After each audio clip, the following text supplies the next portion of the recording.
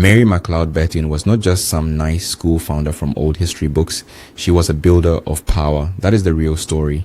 A woman born into the hard edge of post-slavery America with very little in her hand, and still she turned education into a weapon, a school into a platform, and her name into influence. That kind of life does not happen by luck. It happens because somebody understands that if you change what people learn, you change what they can demand. You see, Bethune was born in 1875 in South Carolina, in a family that had just come out of slavery. She was the 15th of 17 children. That alone tells you the scale of the struggle. She was the first in her family born free and the first to get a formal education. People sometimes say that like it was a small detail. It was not.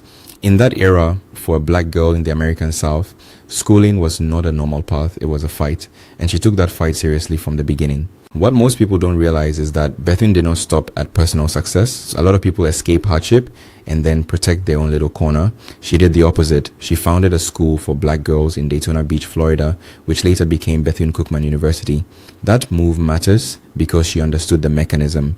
If girls are educated, families shift. If families shift, communities shift. If communities shift, politics eventually has to move too. That is practical thinking, not just idealism. And this is important. Bethune was also a political operator in the best sense of the word. She founded the National Council of Negro Women in 1935 and used it to push for black women's rights and broader civil rights. She was not waiting politely for permission. She was building institutions, making alliances, and speaking directly to power. She even advised 4 US presidents.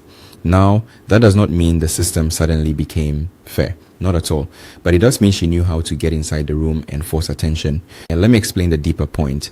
Bethune's genius was not just moral courage. It was organization.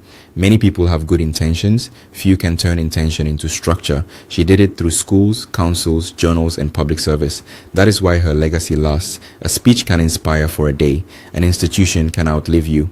That is the difference between noise and impact. So who was Mary McLeod Bethune? She was an educator, activist, philanthropist, and one of the sharpest black women leaders in American history.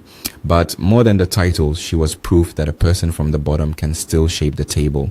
Not by begging to be included, by building something so solid that exclusion starts to look foolish. That is why her name still matters today.